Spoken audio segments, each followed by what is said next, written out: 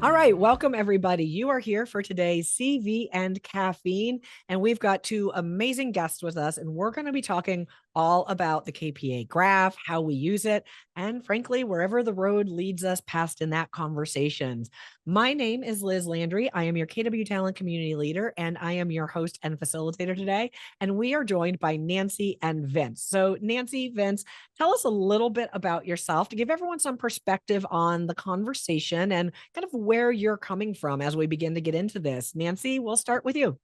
Thank you, Liz. I appreciate it. I'm Nancy Bergeron. I'm in Hot Springs, Arkansas. I am a team leader, not a team, yeah, I'm a rainmaker for a small team here, and we are the number one team in our town and also the number one agent in our market center. And I love it. So I greatly appreciate you having me on. Awesome. And an amazing KW Talent member, of course. Don't forget Yeah. that. Vince, how about you? I'm Vince Mariani. I am down in Charleston, South Carolina, as well as in Charlotte, North Carolina. I've been at KW for about 10 years. Used the KPA and the CV process over those 10 years a ton and transitioned from an MCA to a team leader. I'm still in a team leader seat, and I'm also a general manager across three or four different market centers. So it's been an awesome tenure. And CV and the KPA have been a huge tool, and awesome arrow in my quiver, so to speak, as I've been able to scale a lot of teams with a lot of great people. So Awesome. Now, when we get into this and we're looking at the KPA graph, just for everyone that's watching and talking, there's a couple things that I want everyone to know. First of all, you may not know there are two different KPAs.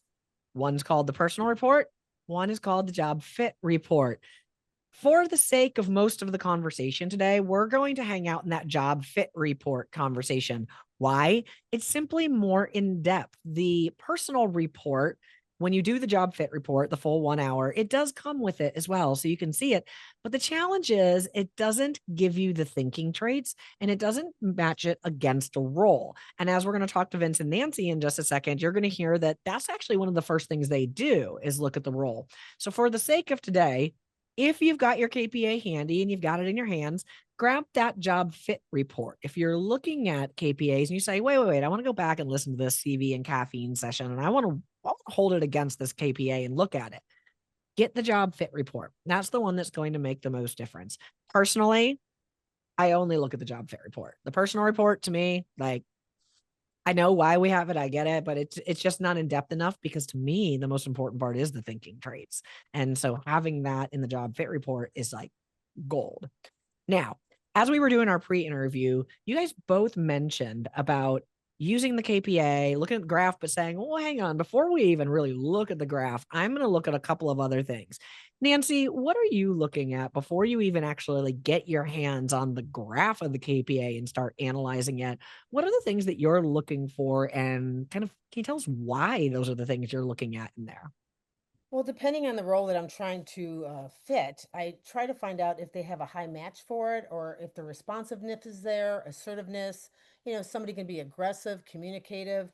That's all going to help me how to communicate with them when I interview them as well. So I can kind of understand so I can match their cadence somewhat, but it also shows me what job fits. So maybe somebody filled out the KPA for a buyer's agent, but they really are a better fit to be an ISA or something like that. So it kind of leans me into how to interview them and which role I want to direct them towards to see if it's a good fit for the team. Great. Vince, how about you?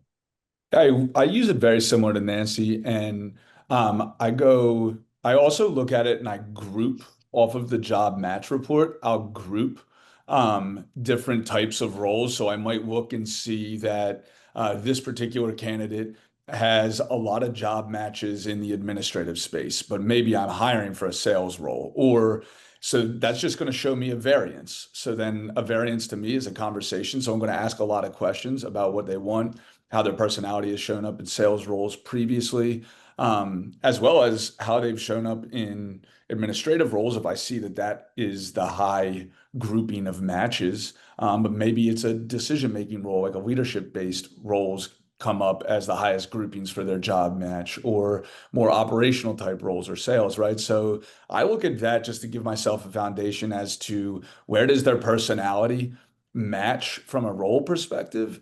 Yet I also only take about 25% consideration into the KPA and the actual behavioral assessment because the rest of the CV is designed, at least for us in the way that we've used it, is designed to really truly get to know them outside of just a piece of paper and an assessment, which is very accurate almost all the time, right?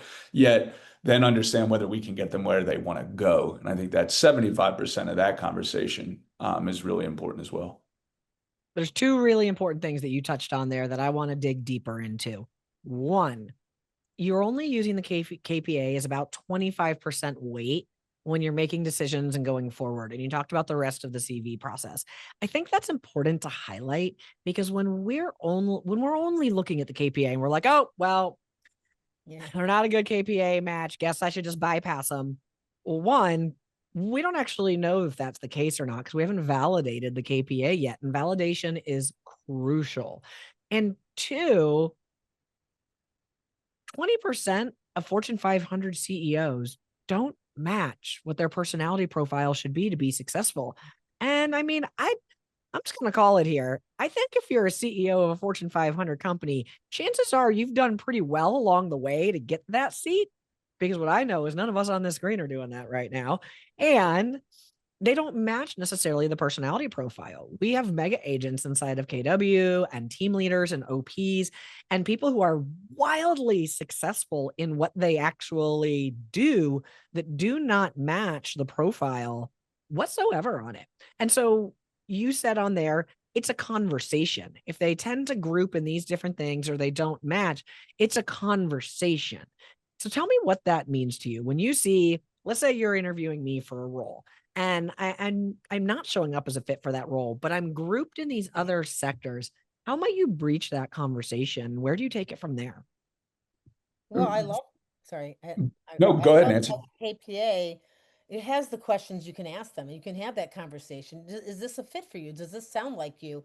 And that really helps guide you into getting that person to open up and really show what's deeper beside them. Because, everybody's a little nervous on an interview. So when you just follow the KPA and you ask the questions that it provides, it really does help guide you and helps the person interviewing feel a little more comfortable. They a little more conversational. They get a little more looser the more you talk to them and ask them the questions, and it helps you get a clearer learning of their personality and who they are. So I love that it just breaks it down and gives you the questions to follow. Well, that's also a great point, Nancy. For those of you that are watching this that are like, I've never validated a KPA before. I've never taken CV. Y'all, it's actually a lot easier than you might think it is because to Nancy's point, you're going to get a nice thick packet of paper and it's going to tell you, ask this question next, ask this question next, ask this question next.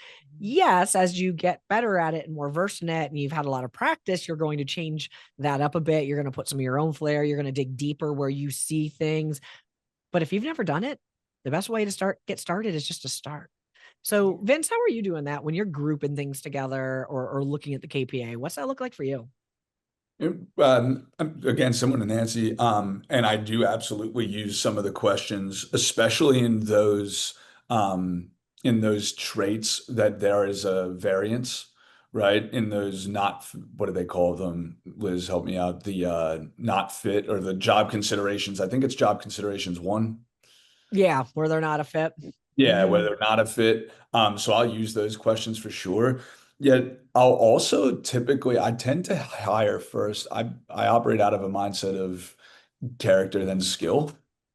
And the KPA allows me to dig deeper by right into the character space by first just getting a read of who they are from a behavioral personality and thinking preferred thinking standpoint, right? So if they aren't a match for me, I'll ask those questions in job consideration one to the individual traits, but I'll also tend to go back to why they want the role in the first place Right. and understand that, look, when I was an MCA, I did just fine. I had some success in the role and it parlayed into other opportunities and market center investor, things of that nature. But I wasn't like a 1% fit for the role. And yet the MCA role was always a learn how to run a business, learn how to run a franchise type role. So I could adapt for that period of time and learn. as long as there was another opportunity on the horizon for maybe a role that fit me better that potentially I could earn over time. And I think getting rid of people just from a job fit mismatch standpoint can then lose the opportunity at the right talent in other roles. I'm never necessarily attached to hiring that person for the role that I'm hiring them for. I'm attached to understanding whether their talent, whether understanding where they want to go, and then whether our organization, in regardless of the role, can get them to that space and that they can help the organization get to where it needs to go. And the job mismatches are a great place to start in identifying just that. Well, and when you look at that, right, like I like what you said about I'm using it not just to see if they're going to be good at the role that I'm actually hiring for, putting them into, but where can they grow into? Like, what's the next step? Because if they're appearing like cul-de-sac talent and they're not going to grow and they're not a great fit on there, that's not going to work out in your business. But if they're capacity talent and they can grow and they show a track record of growth and trajectory and all of those things, and then we look at it and we say, well, they're not actually a really good fit for the MCA role. They've got the qualifications, right? They're skilled in it, but they're not a natural good fit for it. But man, look at where they match up on team leader and OP. Like that's big, right? This person can have good potential in that. I think that's something we underestimate when we hire is actually looking at and comparing to the next roles on there. Because right, we're so in the moment. We're in pain, which is why we're hiring in the first place. I don't know anybody that's like, yeah, I'm just going to start recruiting because I've got so much spare time, right? No, we're hiring and we're recruiting because we're in pain. We're in a rush. We want to get this person in. But sometimes that is our own worst enemy of we're not looking at the next thing.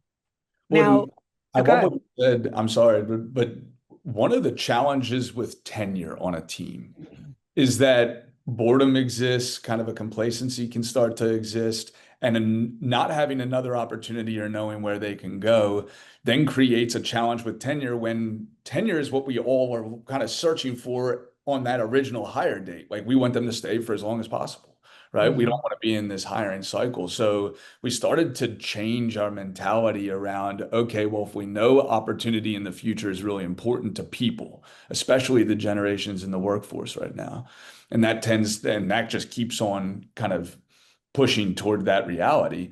Well, then let's make sure that we can see the forest through the trees with these people and say, this is where you want to go one day. Well, here's how you can do it in our organization if you hit this particular standard and bloom in these particular opportunities.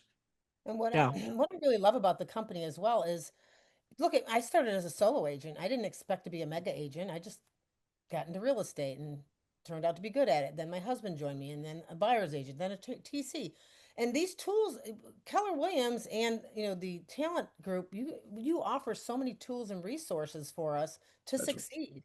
It's just taking the role to do that, and having this experience. I mean, who knows where I'll be in 5 years, but never imagined to be here. But thank you for all the tools that you offer that helps me be better at what I'm doing and to be a better rainmaker for my team.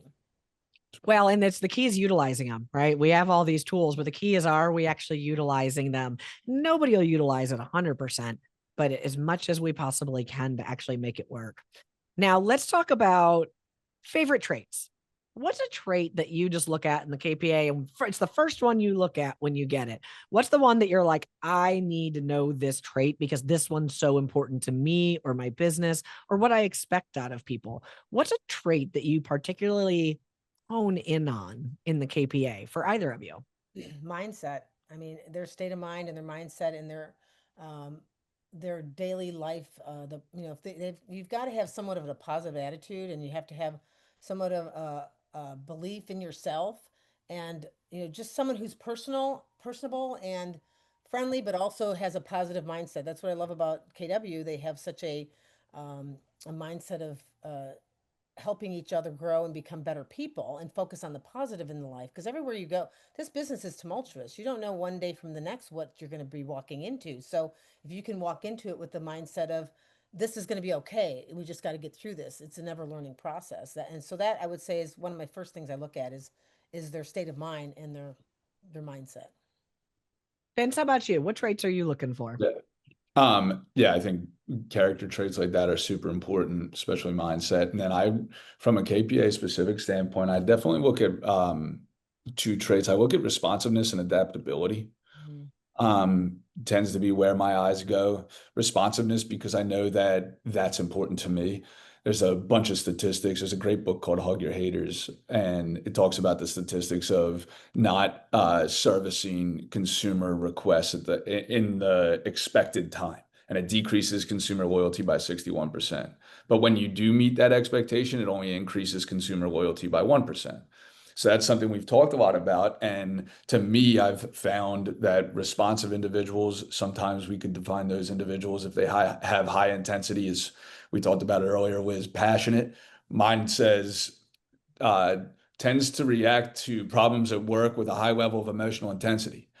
Right. Did you read my KPA? Yeah, Come that's on what mine now. says, right? So, and I think what's fun about those is then you get to, like, I've had coaches and mentors over my life where they've asked me, do I like that particular thing about me? And the answer was no, right? I don't want a reaction, I want a response. So then because of the KPA and because of the coaching around it with that particular trait, I could still stay to the level of service and responsiveness, things of that nature that I expect out of the team as well as myself, right? But I could also control the response because I know that's a natural reaction of mine to challenge. So if I don't like that reaction, how can I make sure it's a response and use it to my advantage? And then adaptability, I tend to look at adaptability because I see it as how they make decisions involving team and people, right? And do they take the considerations of feelings of others or the assumed feelings of others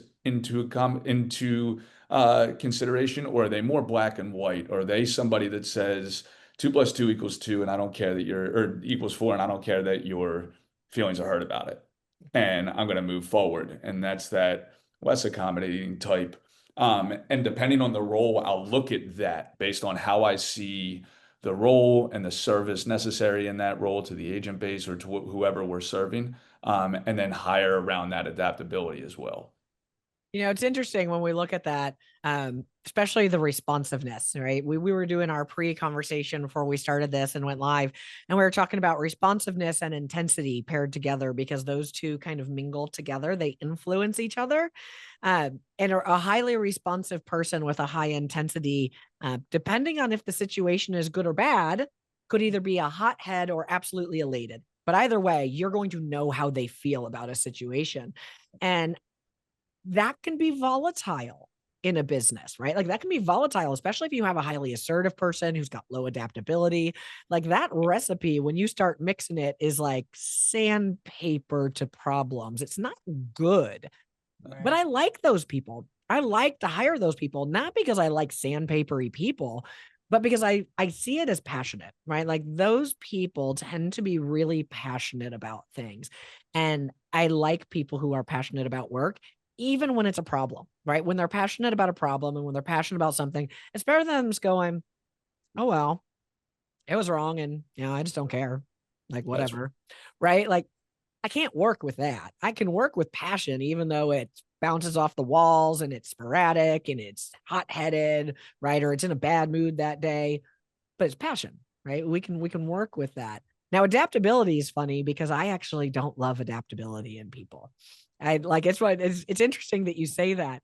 I see your point on it for sure. And I don't like it because I feel like highly adaptable. Now Right. I'm talking 6 and up. I feel yeah. like highly adaptable people tend to get dragged around a lot. I feel they get taken advantage of because they want to be adaptable. They want to make sure everyone else's feelings are considered. So it's interesting to see the two perspectives on that of how the same thing to each of us can look so different based on what we're looking for in people. Um, Yeah. and to that point, a lot of it has to do with who you are as the hiring manager that's going to work with these people and what you need in your business. The EA Nancy would hire and the EA Vince would hire and the EA I would hire are probably all different people based on what we each individually need and how we each individually act. Mhm. Absolutely. And I've found that those with low responsiveness around me, I tend to create, I almost, You bulldoze them? Yeah, I bulldoze them. And what do they say? Disappointment is the gap between expectation and reality. And Mhm. I never tend to, in those scenarios, that never tends to get hit, even with verbalizing the standard, right? Because I always see it as not caring, right? So I had to then do some with my own KPA and just for myself, some reflection and say, well, how am I showing up in that response in that responsiveness, and how can I use different personalities, as crazy as that sounds, to come together to fill the gaps of everybody. You have somebody that is highly adaptable, which can be to me can be, and I understand what you're saying, Liz, to me can be valuable because they'll go above and beyond regardless of the feelings of themselves. And Mhm. that can be good in a consumer experience in a consumer service standpoint if you can coach around them. It's Yep. like, I want to hire somebody that's a really hard worker and that's a workaholic, and then teach them not to work so much, as compared to try to get somebody that wants to live a balanced life but doesn't have the passion and the drive, and I have to get them to work harder. That seems harder to me. Whereas, and that's the same with the responsiveness and the passion. I'd rather subdue that and work to coach them and grow them in that space than try to create it, because that's going to be more difficult. All day long. Now we're down to our last couple of minutes here. So I want to ask each of you, for those watching this today and our viewers and people who are just like, okay, KPA, got it, responsiveness, like I'm tracking, like I'm into this. What's the moral of the story or the thing that you want them to make sure they hear if they heard nothing else today? Right? What's the one thing you want them to leave with today? Nancy, we'll start with you. What's the thing that you're like, this is what you should hear if you've heard nothing else? Just try it. I mean, it's overwhelming. There's a lot, and it is overwhelming. If this is new to you, you get these 20, 30, 40 pages, you're like, what is all this? Just don't be afraid. Just practice with your husband or your spouse or whoever and get used to it. But just use the tools. They're there, and just don't be afraid, and don't be afraid that you don't know what you're doing, because you know more than they do. And so just give it a run, right? You're in the position, you're trying to hire somebody into your role, into your company, and you know more than them. So don't be afraid to try this out and use the tools that KW Talent offers, because there's so much learning there that just takes something a little bit and you'll go a long way. Teeny tiny doses, one at a time. Vince, how about you? What's the one thing you want to leave everybody with today? Yeah, I'd say that hiring is the most sacred process in business. And if you would ask any successful individual what the biggest challenge in business was in them going from where they were to where they are, they'll usually say people or scale, right? Almost every time. So using tools to create effectiveness and efficiency in our systems is something that we talk a lot about at KW. We can use that in our hiring system as well. The KPA is an amazing tool to create effectiveness and efficiency in our hiring process, which is really just our process of getting in the relationship with people to identify who they are, where they want to go, and whether our organization, with their help, can get them to where they want to go. And I think that's the core in CV and the KPA, is find your authentic way of using it to create and deepen relationship, and then understand and identify whether you can get them to where they want to go, because the hiring process matters, and simplify it. Use the tools to create effectiveness and efficiency in your life and business. Well, and here's what I will leave everybody with on that as well. And this plays a little bit on what both of them said. And it's a lot to hire somebody. And sometimes we shortchange that because, again, we're in pain. That's why we're hiring, is because we're doing all we can do with what we've got at the time. So we're like, okay, I need to hire. I need leverage. This is going to allow me to do the other things or to handle the workload as it's coming in. The key on any of this is take it slow and just get started, right? You're going to put in the time with a hire somewhere. You get to choose. Am I going to put in the time finding the right person from the get go? Or am I going to put in the time over coaching them, over consulting them, over training them, trying to fit the square peg into the round hole, and ultimately exiting them out of the business? You're going to put the time in somewhere. You get to decide where you want to put the time in. And the more education you can get and small little bits up front, the better you will be at it. So, Nancy, Vince, I want to thank you for spending their time with us this morning on this topic. For everybody else that is watching this, please, please, please check out your own KPA, start there. If there's anything else we can help you with, you can check out all our other CV and caffeines, as well as our other public material we've got on YouTube, or join our KW Talent member portal at mykwtalent.com. If there's anything we can do for you, please let us know, and we will see you all on our next CV and caffeine.